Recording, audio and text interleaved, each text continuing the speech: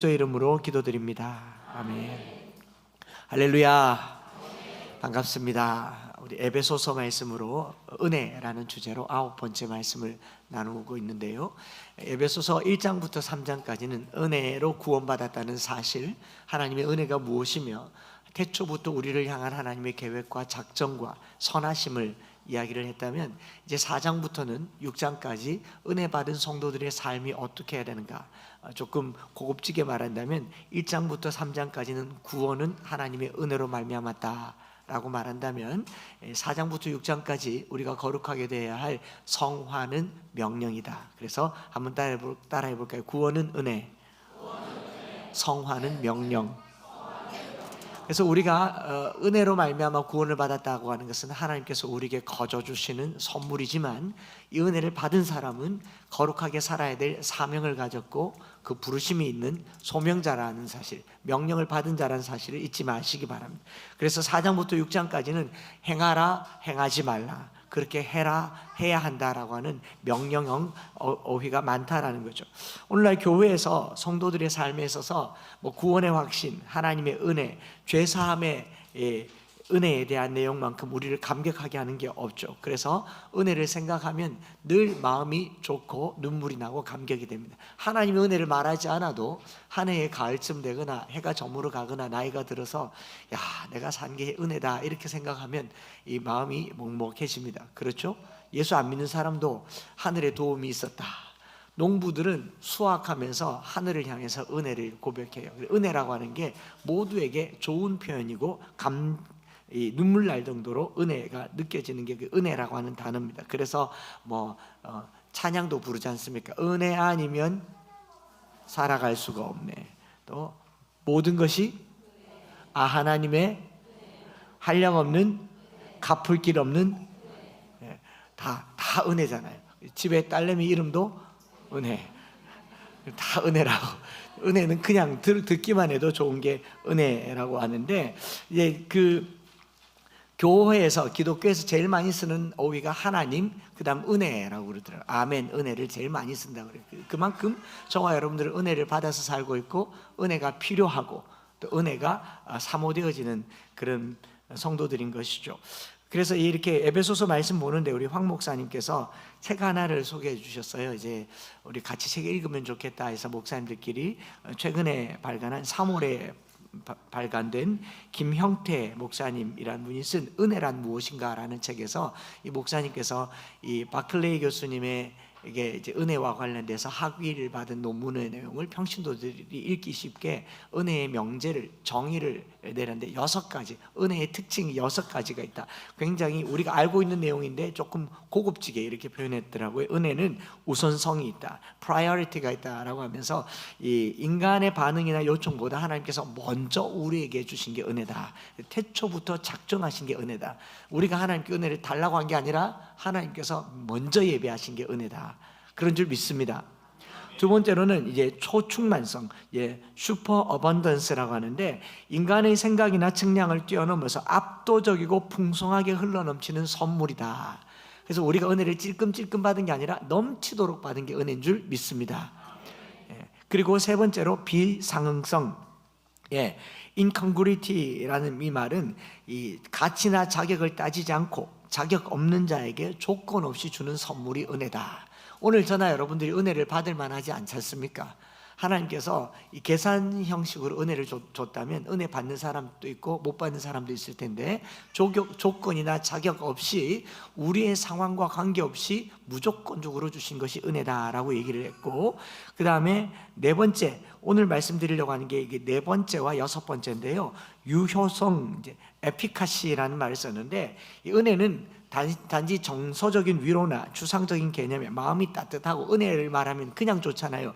그런 데 그치지 않고 그걸 넘어서, 잘 들어보세요, 인간의 삶과 존재를 실제로 변화시키는 강력한 능력이다.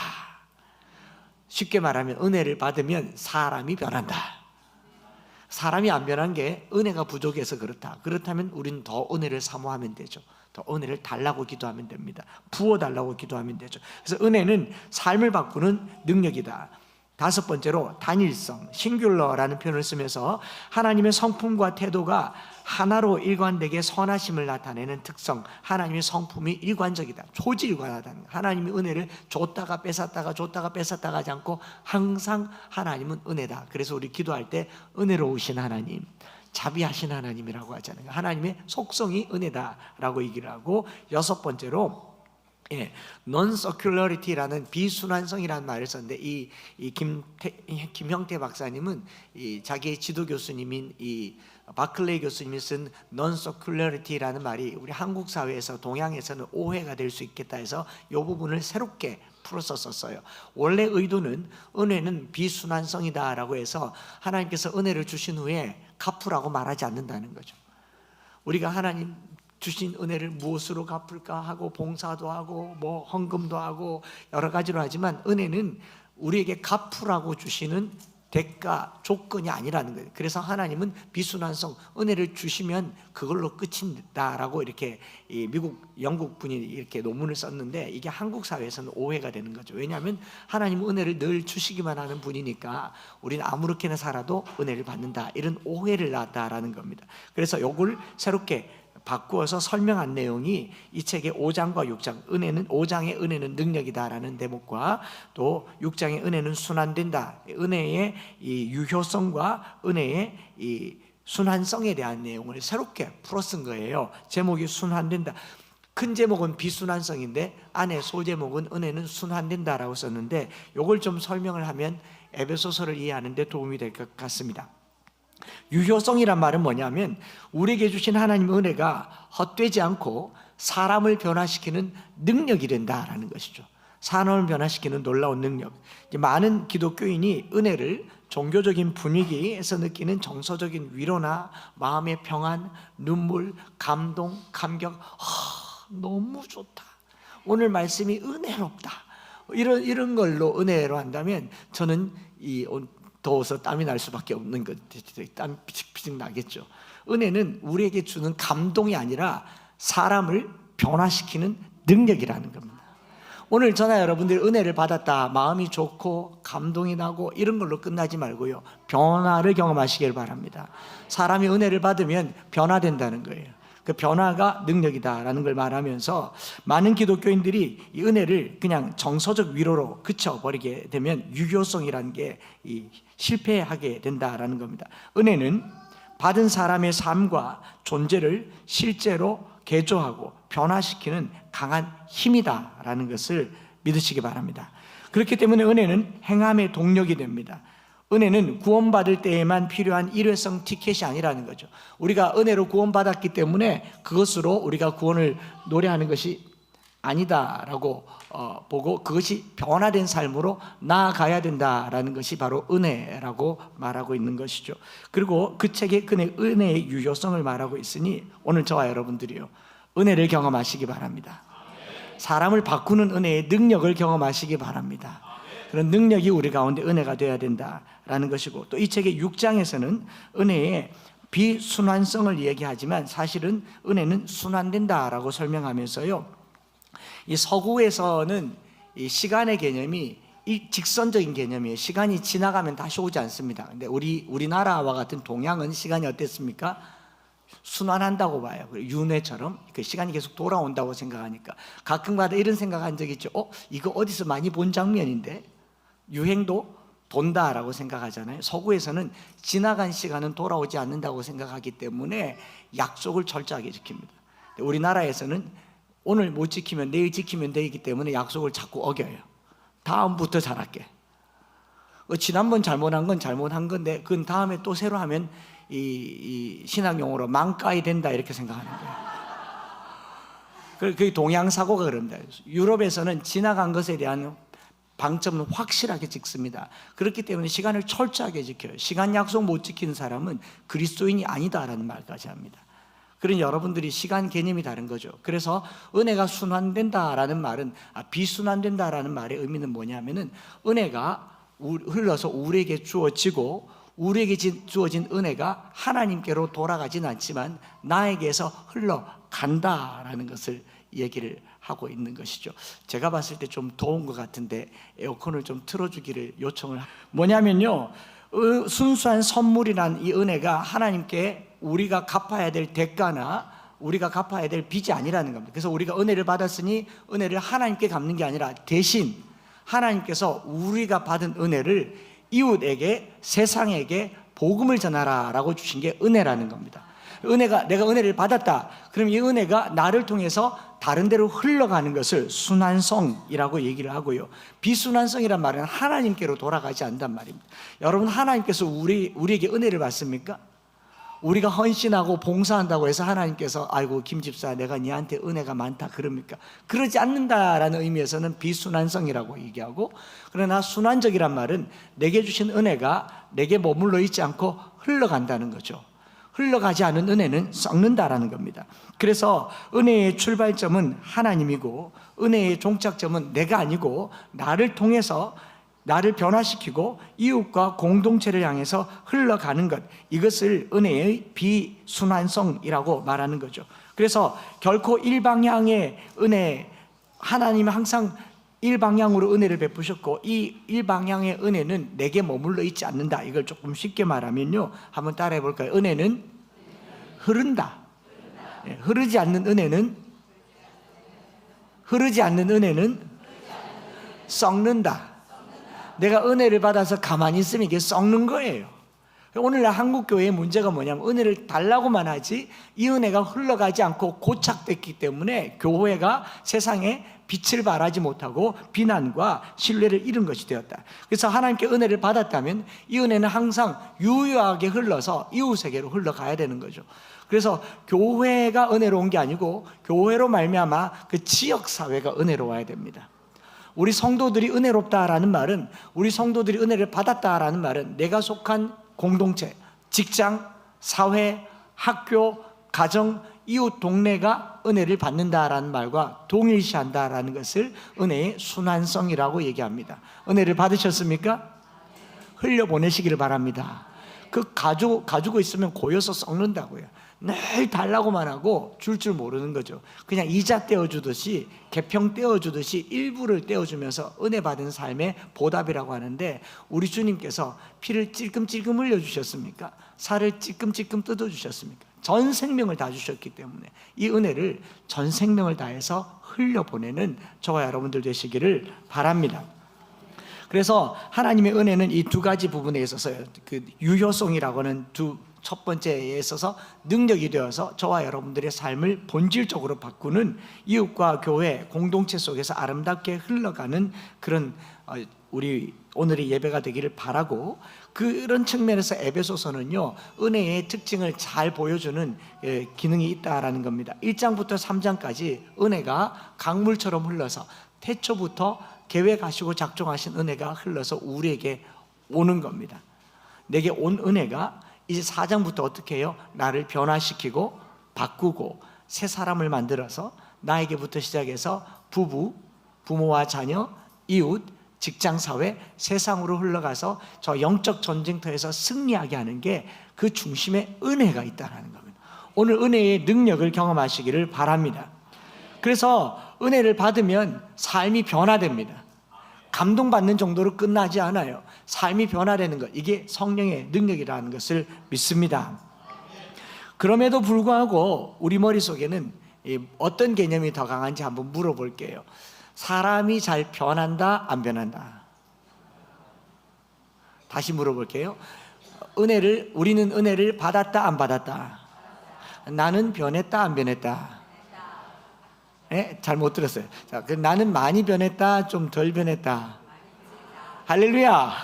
많이 변했다가 정답이죠. 이게 변했다라는 말을 하기가 쉽지 않은 거예요. 몸은 나이가 들면 계속 변합니다. 변하니까 뭐 해요?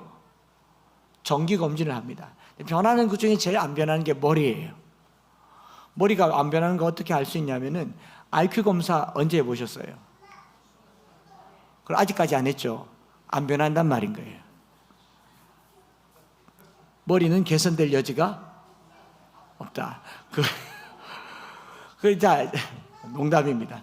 그렇다고 해서 어릴 적에 IQ를 믿을 필요도 없고 또 안 변한다고 말할 필요도 없지만, 우리 안에 변화가 되지 않는 것에 대해서 계속 이 생각을 하지만 실제로는 변해야 되는데 변하지 않으니까 사람들이 변화된 삶, 더 나은 삶에 대해서 다양한 이론들을 내놓죠. 그게 뭐냐면 자기개발. 자기개발서가 제일 많이 팔리잖아요. 뭐 주식책과 자기개발서가 제일 많이 팔리고 유튜브도 자기개발이 많이 팔립니다. 그래서 뭐라고 얘기하냐면 생각이 바뀌면 행동이 바뀌고 행동이 바뀌면 삶이 바뀌고 삶이 바뀌면 인생이 바뀐다. 그 생각을 바꿔라. 생각을 계속 바꾸는데 바꿔줘요? 바꿔지기를 바랍니다. 잘 안 바꿔지죠. 안 바꾸려고 해도 안 바꿔. 오늘은 화를 안 내야지 하는데 이미 화가 이미 들어와 계셔요. 두려워하지 말라 막 하는데 두려움이 이미 들어와 버립니다. 그러다 보니까 자기 개발하는 사람들이 이제 갈아타기 시작하는 게 요즘 유행하는 거는 자기 개발이 아니고 뇌과학입니다. 뇌과학. 그래서 어떤 상황이 들어서 생각으로 바뀌는데 0.2초가 걸린대요. 그런데 생각보다 더 빠른 속도로 내 편도체에 들어오는 느낌, 감정은 0.012초랍니다. 17배 빠르대요. 예를 들어서 지금 화가 날 만한 상황이 있을 것 같으면 미리 준비하고 내가 지금 절대로 화를 내면 안 된다. 화를 내면 오래 참고, 사랑은 오래 참고, 문을 딱 열었는데 오래 참기 전에 뭐가 먼저 들어와요? 화가 먼저 들어요. 운전할 때 참아야지 하는데 딱 들어온 순간 내 머릿속에 참아야지보다 입에서 뭐가 더 먼저 나와요? 나오잖아요. 왜 그래요? 우리의 감각 기능은 생각보다 빠르다는 겁니다. 그래서 뇌과학자들이 이 감각 기능을 바꾸는 게 생각을 바꾸는 거구나. 그래서 감각 기능을 어떻게 바꾸느냐? 환경을 바꾸라고 얘기하는 거죠.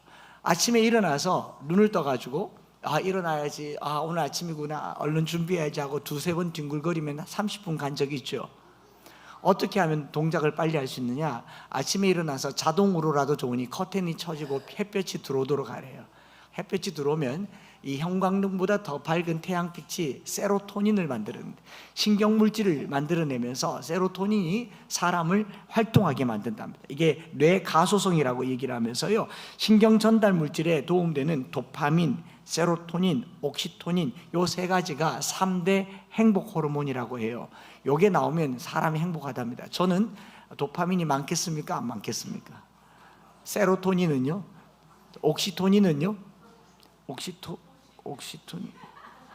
옥시토산 아니 옥시토신 옥시크린 갈 뻔했어요. 이런 것들은 이 햇볕을 보면 나오는 세로토닌, 그 다음에 작은 성취감에 만족하는 도파민. 그래서 스몰 윈이라고 해서 큰 목표를 잡지 말고 한 계단 작은 걸 해서 만족을 느끼면 도파민이 나오고, 그리고 사람들 만나서 악수하고 대화하고 교제하면 이 옥시토신이 나와서 이 행복하게 된다, 뭐 이런 얘기를 하는데, 자, 제가 뭘 말씀드리려고 하냐면, 뇌과학자들이 말한 이 방법으로 우리는 변화받은 삶을 살 수 있습니까? 자기개발자들이 말한 방법으로 살면 우리의 삶은 행복해질 수 있습니까? 이걸 이렇게 들여다보고 있는데 에베소서 4장 17절 말씀이 이렇게 제게는 남다르게 보여지는 거죠. 뭐라고 되어 있습니까? 주 안에서 내가 이것을 말하며 증언하노니 이제부터 너희는 이방인이 그 마음에 허망한 것으로 행함같이 행하지 말라. 허망하다라는 거죠. 허망하다. 이런 노력들이 허망하다. 이 원래 의미는 우상숭배, 세속적인 것을 말하는데, 오늘 교회 안에 세상적인 것들을 가득 가지고 와서 이렇게 하면 행복할 수 있습니다, 뭐 운동합시다, 뭐 크루를 만들고 교회 안에서 성도들이 행복할 수 있는 이 건축을 하더라도 성도들이 행복할 수 있는 여러 가지 것들을 계속 만들어서 성도들로 하여금 도파민이 나오기도 할 수 있고 세로토닌이 나오기도 할 수 있고 옥시크린 나오게 할 수도 있고 뭐 할 수도 있겠는데, 그게 우리를 영원에 이르게 하냐는 거죠. 결국 천국 못 가면 허망한 거 아닙니까? 성도들 수천 명, 수만 명, 저들의 편의와 시설과 그들이 원하는 것을 가득 모아놓고 예배 드리는데 결국 주님 앞에 못 가면요, 그게 허망한 거지 않습니까? 그래서 4장 18절에 뭐라고 얘기하냐면, 그들의 총명이 어두워지고 그들 가운데 있는 무지함과 그들의 마음이 굳어짐으로 말미암아 하나님의 생명에서 떠나 있도다. 총명하지 않은 게 아닙니다. 총명했는데 어두워졌다는 거예요. 어두워진 총명이라고 하는데, 즉 시력이 좋은데 깜깜하다는 거예요. 오늘 이 세상이 어떤 세상이냐?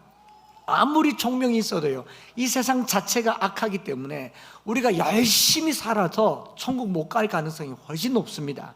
건강하게 오래 사십시오. 100세까지 사시고 200세까지 사십시오.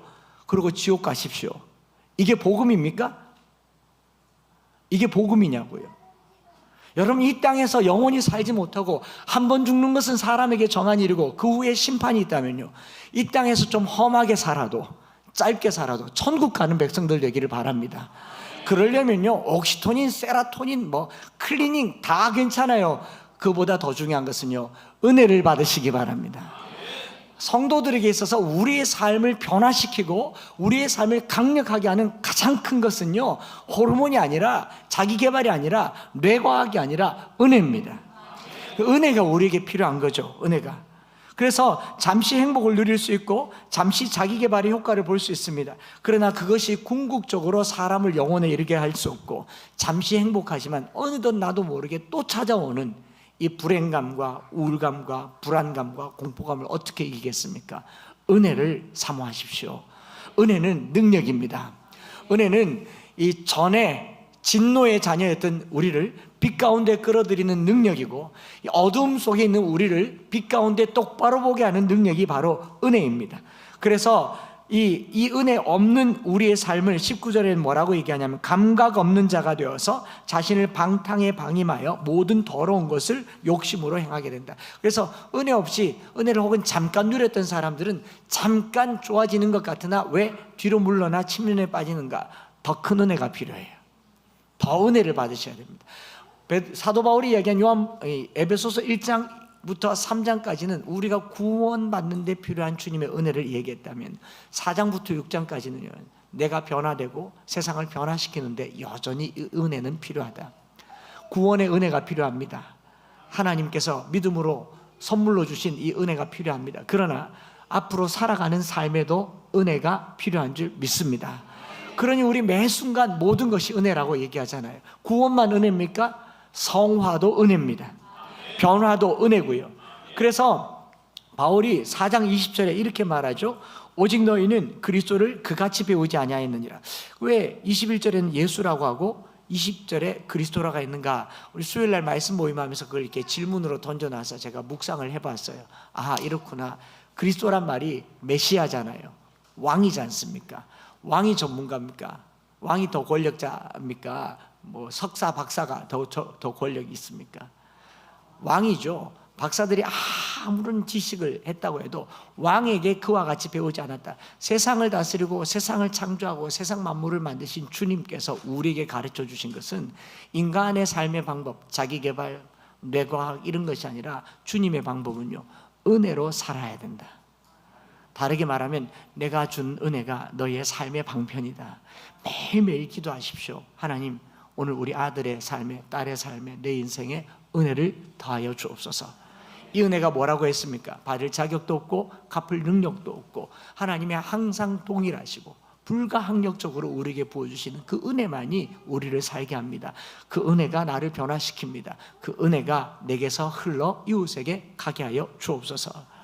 그것이 은혜라는 겁니다. 은혜를 받으시기 바랍니다. 더 사모하시기 바랍니다. 한없이 받으시기 바랍니다.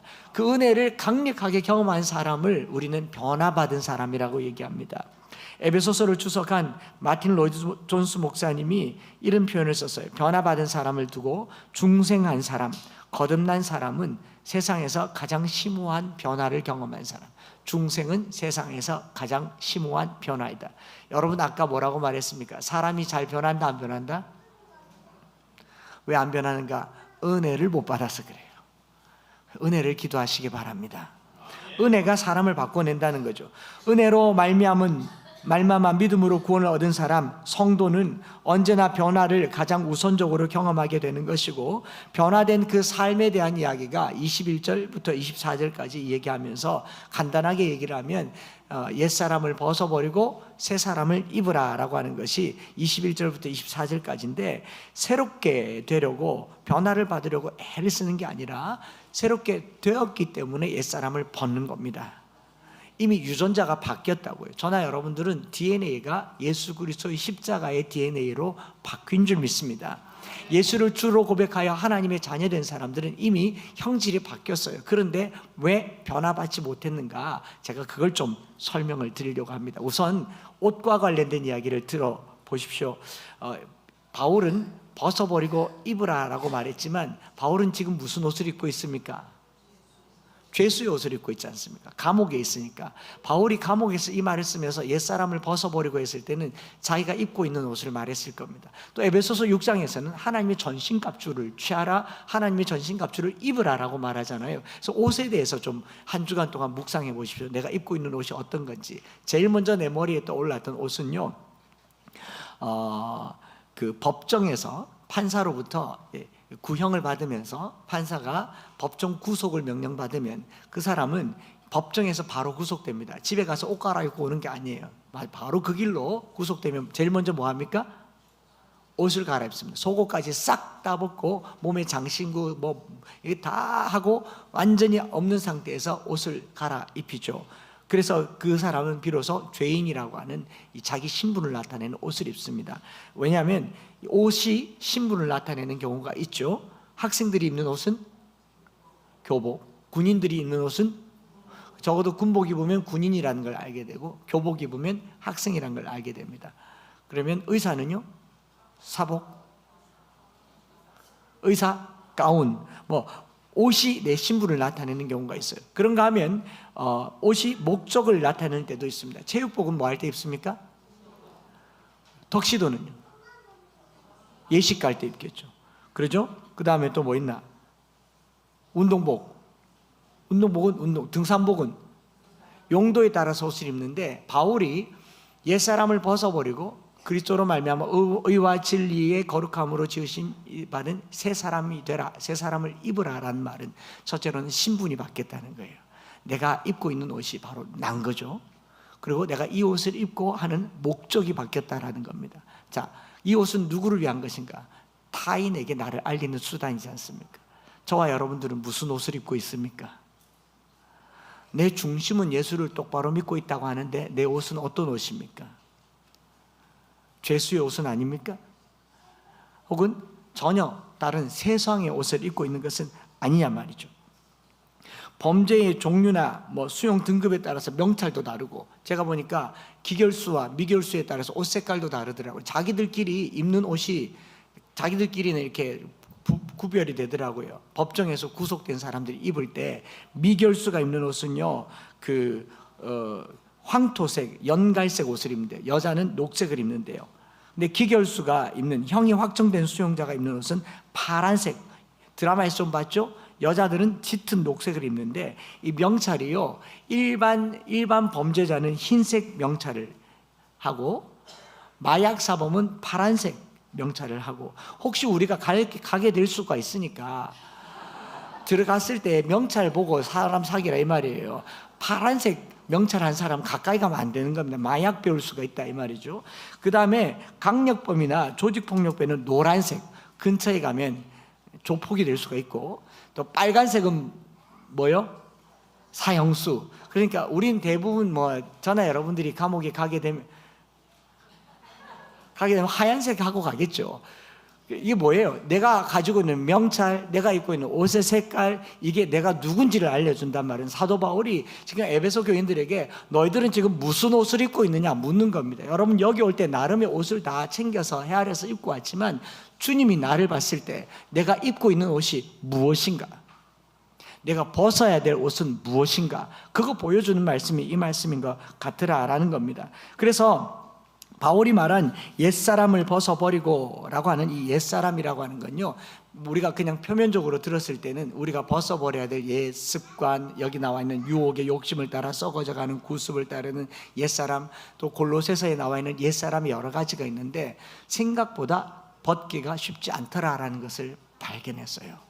뭐 법정에서 구속되면 어쩔 수 없이 벗어야 되지만 우리가 새 사람을 덧입기 위해서 옛 사람을 벗어버리는 거 생각보다 쉽지 않습니다. 왜 안 쉬우냐? 오랫동안 입어와서 편하거든요. 익숙하거든요. 여러분 집에서 정장 입고 다닙니까?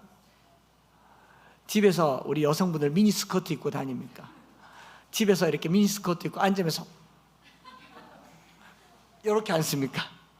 집에서 어떻게 해요? 그 왜 그 뭐 의료용 용어 몸빼 이런 거 입잖아요. 잠옷 입잖아요. 편하니까. 옛사람이라고 하는 것은 내가 오랫동안 입어서 편하고 누가 봐도 아무런 이상하지 않는 그런 습관들, 그런 것을 옛사람이라고 하는데, 새 사람을 입는다는 것은요, 새 옷을 입으면 구두도 새 구두를 신으면 뒷굽 가지고 불편해지고 무릎 아픕니다. 발가락 아프고 발톱이 빠지기도 합니다. 새 것을 입으면 불편해요. 그리고 익숙하지도 않습니다. 몸에 맞지도 않는 것 같아요.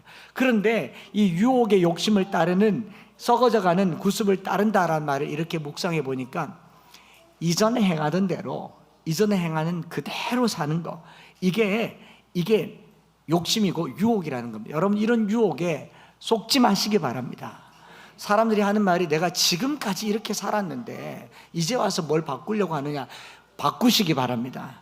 그 바꾸는 가장 강력한 능력이 은혜다라고 말하는 거죠. 바울이 죄수의 옷을 입으면서 여러 가지로 묵상했을 거예요. 자기가 입고 있던 옷 벗어버리고 죄수의 옷을 입으면서 태초에 하나님께서 지어주신 옷을 생각해 봤지 않겠습니까? 하나님이 아담과 하와가 범죄했을 때에 이 나뭇잎으로 가렸던, 무화과잎으로 가렸던 그 수치를 하나님께서 직접 지어주신 옷이 가죽 옷입니다. 우리 하나님이 최초의 의상 디자이너였어요. 최초로 옷을 만드신 분이 하나님이세요. 덮어주셨거든요. 가려주셨거든요. 그런 옷들을 입으면서 나는 내 죄를 드러내는 옷을 입고 있는가, 하나님으로부터 덮어주시는 옷을 입고 있는가, 이런 것들이 바울이 말하는 것 아니겠습니까? 저와 여러분들이 죄의 옷, 무화과 나무처럼 언제든지 까발려지고 언제든지 말라 비틀어져서 나를 가릴 수도 없고 숨길 수도 없는 이 죄의 옷, 옛사람을 벗어버리시기 바랍니다. 그리고 새 사람, 하나님이 그리스도의 피로 값을 주고 사신 은혜의 옷을 입으시기 바랍니다. 옛사람의 옷, 익숙하고 편리하고 아무렇게나 입어도 될 것 같지만요, 그 아무렇게 때문에 새 사람의 옷을 입을 수가 없다는 겁니다. 그래서 늦게 예수 믿는 사람은 몸에 맞는 옷 찾기가 쉽지 않습니다. 이 어깨에 맞추면 허리가 안 맞고, 허리에 맞추면 엉덩이가 안 맞고 그러잖아요. 신발도 발 볼이 안 맞고, 길이를 맞추면 볼이 안 맞고, 오랫동안 살아온 삶의 습관 때문에 그래요. 그런데 기왕이면 어려서부터 예수 그리스도로 옷 입는 우리 부모님, 옷 입게 하시는 저와 여러분들 되시기를 바랍니다.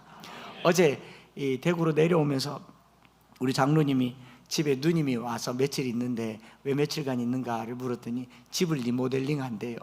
이사를 가도 되는데 오래 살았고 애들도 다 이렇게 독립을 했기 때문에 그냥 여기서 리모델링을 하면 되겠다. 근데 잠깐 리모델링 하는 걸 생각해 봤더니, 여러분 새 집 들어가는 게 쉽습니까? 리모델링 하는 게 쉽습니까? 어떻게 그렇게 잘하세요? 리모델링 하려면 어떻게 해야 됩니까? 다 끄집어내야 돼요. 다 끄집어내면 뭐 구석구석에 정말 이게 언제적에 있었던 건가 싶었던 그런 거, 심지어는 막 결혼해서 신혼 때 살 빼면 입으려고 놨던 신혼 예복까지 막 다 끄집어낼 때 어떻게 해요? 그 도로 집어넣습니까? 버립니까? 버릴 것밖에 없어요. 우리 집에 리모델링 하려고 하면 꺼내보세요. 버릴 게 3분의 1 겁니다. 그리고 이렇게 말해요. 아이고 언제 또 쓰겠노? 다 치아라. 그럼 보관할 때는 왜 그렇게 보관했습니까? 언젠간 한번 써먹을 일이 있겠다고. 여러분, 옛사람을 버리고 새 사람을 덧입는다라고 하는 건요, 내 집을 리모델링 하는 거랑 똑같습니다. 다 버리시기 바랍니다. 다 끄집어내야 새 집 짓습니다. 다 끄집어내야 새가. 차라리 옷은 벗고 입으면 되지만요, 집은요 그렇지 않아요. 싹 다 갈아엎어야 되는 거죠. 오늘 예수님께서 바울을 통해서 우리에게 말한 게 이런 거 아니겠습니까? 그래서 더 오래 가지 않도록 옛사람을 벗고 새 사람을 입으라고 했을 때 초대교회는 그렇게 했다고 그래요. 우리는 세례를 하지만 초대교회는 침례를 하지 않습니까? 흐르는 강물에 침례를 하는데 자기가 편한 옷을 입고 온대요. 입고 와서 물에 푹 들어갔다 나오면 옷이 젖지 않습니까? 젖으면 그 옷을 벗고 준비한 깨끗한 옷을 입힌다고 그래요. 그래서 옛사람을 벗고 새사람을 입는다고 하는 겁니다. 그렇게 말하면서 저나 여러분들이 신앙생활하면서 옛 습관을 버리고 싶지 않은 사람이 어디 있겠습니까? 혹시 옛날 습관 그대로 계속 하면서 예수 계속 믿고 싶습니까? 바꾸고 싶지 않습니까? 바뀌고 싶지 않습니까? 그럼 제가 몇 가지 방법을 알려드릴게요. 첫 번째, 자기 개발을 하십시오. 생각을 바꾸십시오. 나는 예전과 같이 살지 않겠다. 술을 끊어야지, 술을 끊어야지, 담배를 끊어야지, 담배를 끊어야지. 계속 될까요? 안 될까요? 환경을 바꿉니다. 이제 술 먹는 사람들이랑 안 어울려야지. 예수 믿는 사람들이랑 만나야지. 환경을 바꾸면 교회에 계속 살아야지. 환경을 바꾸면 좀 나은 것 같지만 속에서는 욕구가 계속 올라와요? 안 올라와요? 친구가 목사 안 그래도 화나면 그 주님이 불러요. 그렇지 않습니까? 올라오잖아요. 이게 환경을 바꾼다고 사람이 바뀌겠습니까? 생각을 바뀐다고 사람이 바뀌겠습니까? 제가 성경 보면서 이 구절이 눈에 크게 들어온 겁니다. 4장 23절 말씀을 우리 3번 읽어요. 시작. 오직 너희의 심령이 새롭게 되어, 오직 너희의 심령이 새롭게 되어, 오직 너희의 심령이 새롭게 되어. 할렐루야. 영혼을 바꾸시는 분이 하나님이십니다. 주님께서 우리의 영혼에까지 만지셔야 우리의 은혜가, 우리의 삶의 물질의 은혜, 건강의 은혜, 이렇게 환경의 은혜가 아니라 영혼 깊숙한 곳에 젖어든 하나님의 은혜가 있기를 축복합니다. 하나님께서요, 사람을 만들 때 독특하게 만들었어요. 다른 모든 피조물은 빛이 있어라, 궁창이 있어라, 궁창이 나누어져라 말씀만 하면 척척척척 되는데, 사람을 만들 때는 그렇게 안 만들었습니다. 사람 뭘로 만들었습니까? 흙만 가지고 만들었습니까? 흙을 빚었죠. 하나님이 손을 댔어요. 사람이 손이 많이 가는 존재예요. 새우깡이야. 손이 가요, 손이 가. 자꾸만 손이 가. 하나님 손, 하나님 손. 손으로 빚었는데 그냥 빚는 게 아니라 설계 도면이 있었어요. 우리가 우리의 모양을 따라 우리의 형상대로 하나님께서 사람을 만들 때는 도면을 가지고 딱 봐가면서 만들었어요. 만약 콧구멍을 이렇게 놨더라면 온통 비 맞고 다녔지 않겠습니까? 적어도 하나님은 콧구멍이 아래로 있을 거예요. 하나님의 형상, 원판을 두고 만들었겠죠? 그 다음에 목적을 두고 만들었어요. 저들로 세상을 다스리게 하자. 굉장히 치밀하게 또 의논해서 계획을 가지고 만들었는데, 그런데 만들어 놓고 나니까 사람이 시원찮아요. 안 움직여. 네 발 가진 짐승도 움직이고 날개 달린 새도 움직이는데 사람은 안 움직이니까 하나님께서 응급하게 뭘 했습니까? 생기를 불어넣었어요. 네페시 하야, 영을 불어넣으신 겁니다. 사람의 마음에는 일반 짐승이나 다른 피조 세계가 없는 영이 있어요. 우리가 변화받는 것은 영으로 새롭게 되시기를 바랍니다. 영이 변화받아야 삶이 다 바뀌는 것입니다. 영이 변화를 받아야 생각이 바뀌는 겁니다. 그래서 성령으로 충만하게 되기를 축복합니다. 생기를 불어넣으신 거죠. 그렇게 해서 하나님께서 저와 여러분들을 바꾸게 하시는 겁니다. 그래서 오늘 우리의 삶이 왜 못 바뀌는가를 잠깐 묵상을 해보니까 이런 거죠. 이제 장기를 제가 인터넷 쳐보니까 우리나라에 장기 이식을 한 환자들이 매 해마다 한 5천 명 정도 된대요. 몇만 명이 이제 자기 장기가 아닌 장기 기증한 사람의 장기를 이식을 해서 이제 살아간답니다. 저도 아주 이런 시기에 거의 20대 후반인가 30대 때 장기 기증을 이렇게 신청을 해놓고 나니까 면허증 뒤에 장기 조직 기증이라고 되어 있더라고요.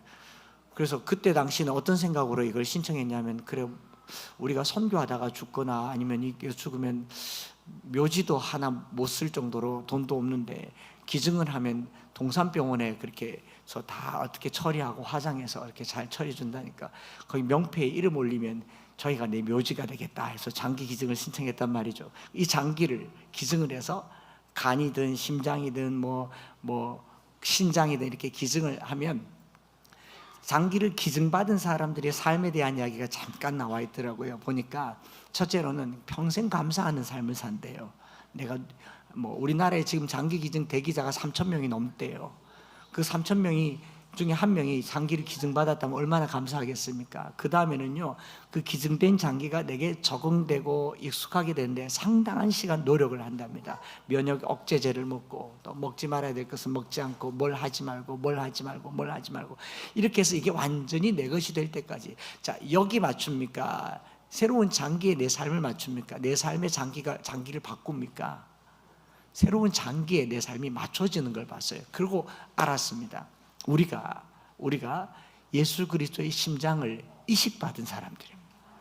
그 심장이 내 안에 들어와 있으니 이전에 살던 삶의 습관이 이 심장과 어울리질 않아요.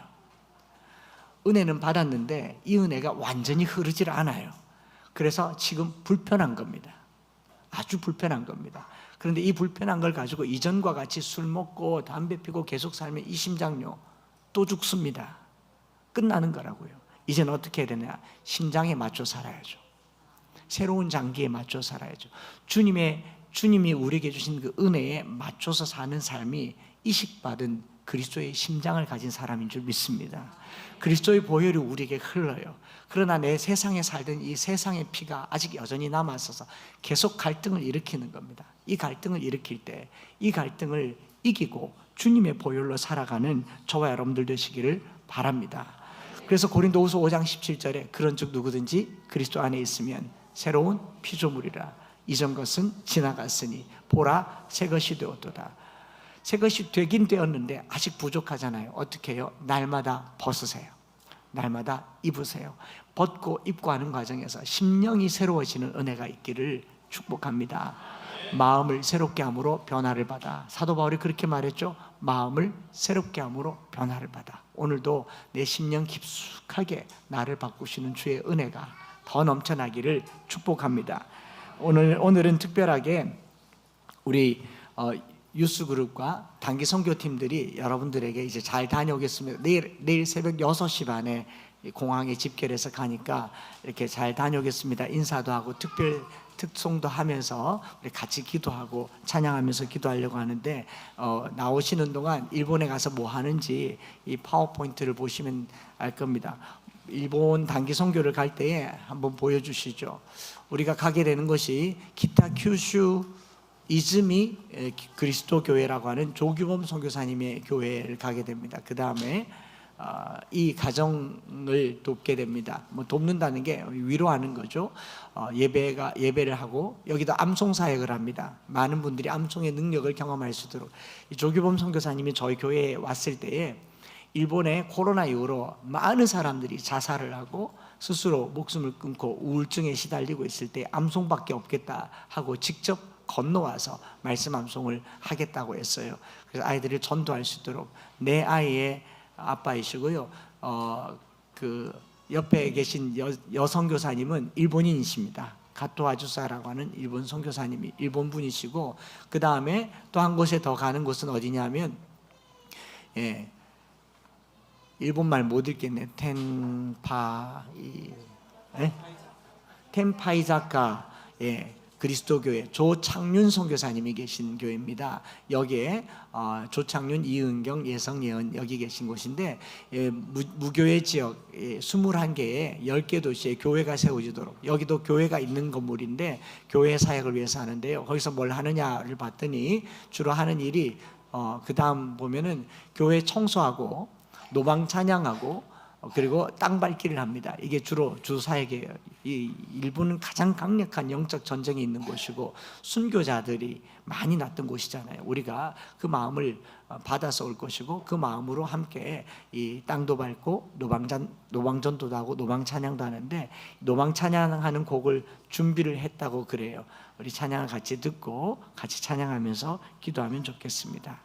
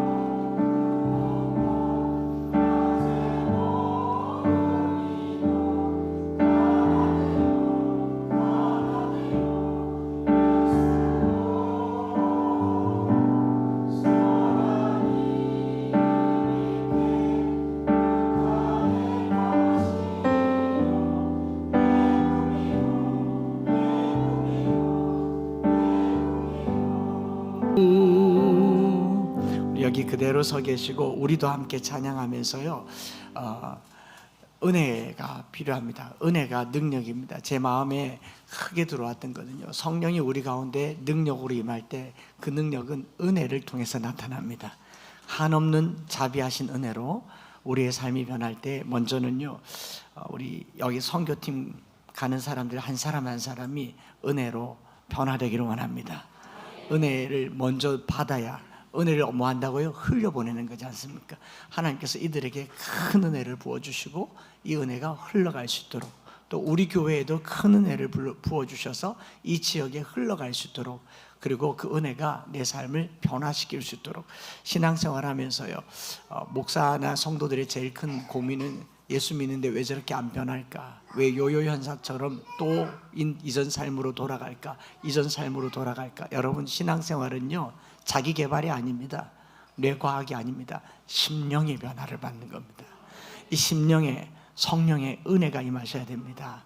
그래서 궁극적으로는 이 찬양 같이 드릴 텐데, 그날 모두 변화되리, 예수 모든 상처 치유되리, 이전 것은 지나가리라. 그날에, 마지막 날에 다 변할 거예요. 여러분, 예수 믿으면요, 마지막 날에 다 변할 건데 지금 이거 계속 가지고 가겠습니까? 그날 되면 다 변할 건데요, 지금부터 그때를 준비하면서 바뀝시다. 변화되십시다.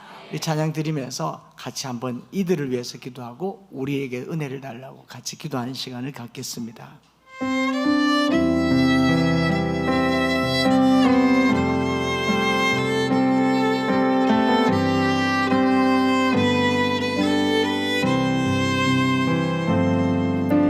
그날 모두 변화되리, 예수 모든 상처 치유되리, 이전 것은 지나가리라.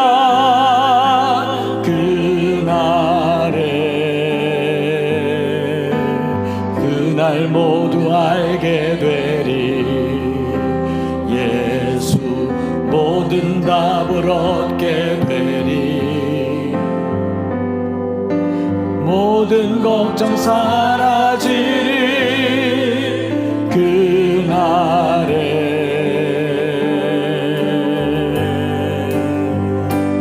그날에 천국에서 영원한 기쁨 주와 나누리. 주의 얼굴 뵐 때 승리의 노래 부르리. 그날 주의 얼굴 보리, 예수 크신 은혜 알게 되리, 호련히 변화되리라. 그날에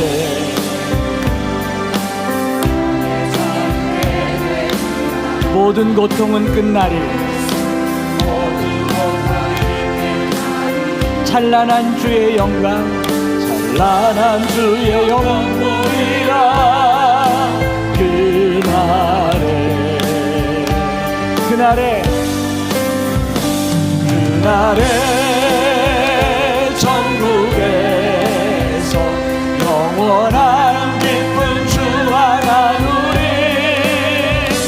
주의 얼굴 뵐 때 승리의 노래 부르리.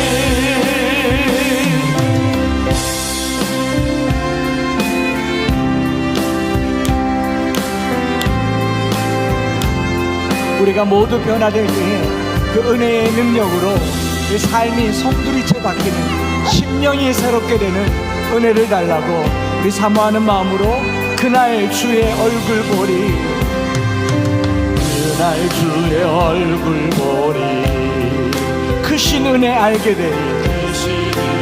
우리 다시 한번 그날 주의 얼굴 보리, 그날 주의 얼굴 보리, 크신 은혜 알게 되리.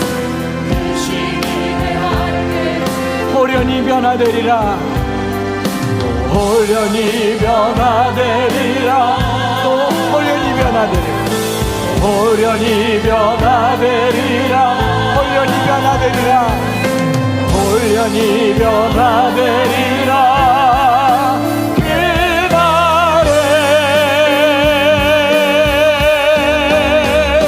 그날에 천국에서 영원한 기쁨 주와 나누리. 주의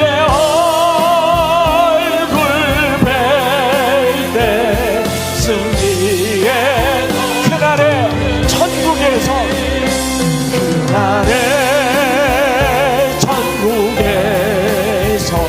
영원한 기쁨 주와 나누리. 주의 얼굴 뵐 때 우리 두 손 높이 들고 이날에 천국에서 이날에 천국 영원한 기쁨 주와 나누리. 주의 얼굴 뵐 때 승리의 노래 부르리. 우리 이 시간에 기도할 때요, 우리 주님이 영혼의 의사라면 저는 간호사쯤 되지 않겠습니까? 성도들 보면서 왜 이렇게 안 바뀔까, 왜 이렇게 안 바뀔까, 이것도 해보고 저것도 해보지만요, 제 마음에 드는 한 가지 생각은 은혜를 받읍시다. 심령에까지 새로워지는 은혜를 받읍시다. 동기가 바뀌고 유혹에 따른 그 습관을 벗어버릴 수 있도록, 온갖 유혹을 끊어버릴 수 있도록 하나님 오늘 우리 공동체에 은혜를 허락하여 주시옵소서. 생기를 부어 주시옵소서. 이전에 따르던 습관이 너무 오래되어서 너무 오랫동안 세상 습관 속에 젖어 있어서 그게 당연한 줄 알고 그것을 당연시 여겼다면 오늘 끊어버릴 수 있도록 주여 은혜를 다하여 주시옵소서. 뿐만 아니라 우리 사랑하는 단기 선교팀들 오고 가는 길에 저들에게 넘치는 은혜를 다하여 주셔서 이 은혜가 일본에 흘러가게 하여 주시옵소서. 오늘 우리에게 주신 은혜가 일본 땅에 흘러가게 하여 주시옵소서. 주여 은혜를 다하여 주시옵소서. 주의 이름 부르며 합심하여서 기도하며 나가시겠습니다. 주여 나를 천국에 하나님 아버지 크신 은혜 알게 되고 그 은혜로 변화되게 하시고, 하나님 상황에 따라서 자꾸만 바뀌어가고 이전으로 돌아가는 우리의 삶 속에 주여 은혜를 다하여 주옵소서. 은혜를 다하여 주옵소서. 그 은혜가 우리에게 능력이 되게 하여 주시옵소서.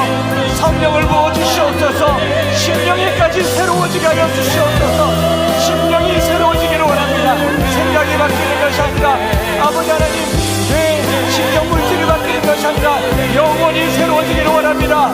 영혼에까지 새로워지기를 원합니다.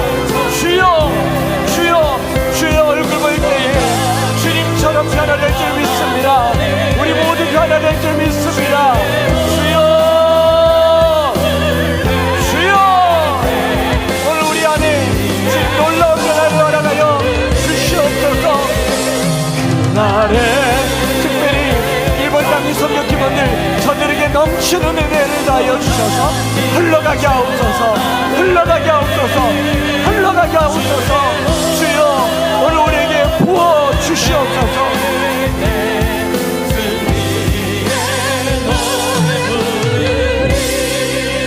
한 번만 더 기도하기를 원합니다.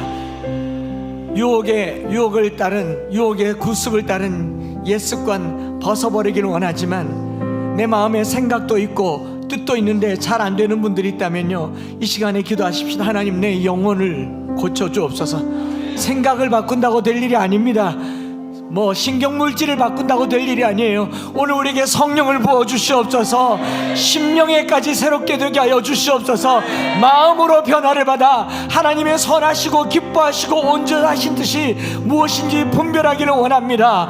단기 선교팀원들 뿐만 아니라 저들이 복음을 전할 때 성령의 역사가 나타나게 하여 주시옵소서. 오늘 우리에게 성령을 부어 주시옵소서. 주의 이름 부르며 기도하며 나가겠습니다. 주여 하나님, 오늘 노력하고 애쓰지만 되지 않습니다. 오늘 성령을 부어주셔서 아버지 하나님 참된 변화 가운데 나가기를 원합니다. 아버지 하나님 끊어지게 하여 주시고, 아버지 하나님 회복되게 하여 주시고, 심령으로 새로워지기를 원합니다. 영혼이 새로워지기를 원합니다. 성령을 부어주옵소서. 성령을 부어주옵소서. 아바 주님, 모두 변화되기를 원합니다. 주님 얼굴 보기를 원합니다. 아버지 하나님 주님 크신 은혜 알기를 원합니다. 성령을 부어주시옵소서.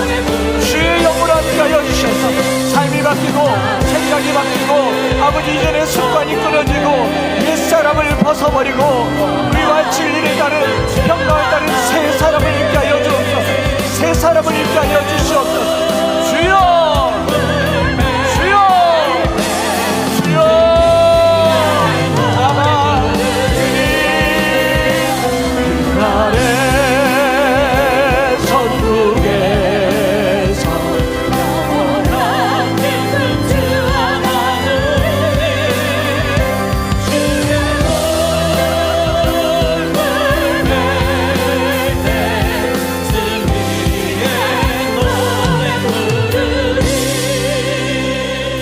하나님 아버지, 허망하고 헛된 것, 어두워진 총명 속에 하나님 우리가 그렇게 살았습니다. 우리가 알고 있는 것이 전부인 것처럼 이렇게 하면 될 것 같고 저렇게 하면 될 것 같았으나 살아보니 허망하고 헛되고 아무것도 아니었습니다. 별 것도 없었습니다. 그런데 거기 목숨 걸고 살았고 그것이 전부인 것처럼 살았습니다. 하나님, 이제 유혹의 욕심을 따라 썩어져가는 구습을 따르는 옛사람을 벗어버리게 하여 주옵소서. 의와 진리의 거룩함으로 지으심을 받은 새 사람을 입게 하여 주옵소서. 하나님, 이것이 마음의 생각대로 되지 않고 뜻대로 되지 않아 주님 앞에 간절히 기도합니다. 주여, 은혜를 다하여 주옵소서. 은혜가 선물이고 구원의 은혜이면 오늘 우리에게 우리를 변화시키는 능력이 되는 줄 믿습니다. 주여, 은혜를 다하여 주옵소서. 하나님, 만들어 놓긴 놓았는데 움직이지 못하는 흙덩어리 같습니다. 아버지 하나님이 생명이 있었는데 말라 비틀어져 버린 마른 뼈다귀 같습니다. 오늘 우리에게 생기를 불어넣어 주시옵소서. 심령이 새로워지게 하여 주시옵소서. 성령을 부어 주시옵소서. 은혜를 다하여 주시옵소서. 은혜로 살게 하여 주시옵소서. 이제 그 은혜가 일본으로 흘러가기를 원합니다. 이 단기 틈들에게 넘치는 은혜를 허락하여 주셔서 심령이 새로워지고 변화를 받고 넘쳐 흐르는 은혜로 일본 땅이 변화되는 역사가 있게 하여 주시옵소서. 오늘 우리에게도 이 은혜를 주셔서 내 가정에 넘치는 은혜가 있기를 원합니다. 내 남편과 아내와 자녀와 부모님들과 이웃에게 은혜가 넘쳐가게 하여 주시고 흘러넘치는 은혜로 땅이 변화되게 하여 주시옵소서. 함께 하여 주신 하나님, 넘치는 은혜로 심령이 새로워지게 하심을 믿고 감사를 드리며 구주 예수 그리스도의 크신 은혜와 아버지 하나님의 변함없으신 사랑하심과 성령 하나님 위로교통 충만 역사하심이 오늘 그 은혜로, 그 은혜의 능력으로 심령이 새롭게 되어서 그 은혜로 새 사람을 덧입으며 그 은혜로 흘려보내어 복음을 전하기를 원하는 사랑하는 단기 선교팀과 온 성도들 머리 위에 이제로부터 영원토록 함께 있을지어다. 아멘.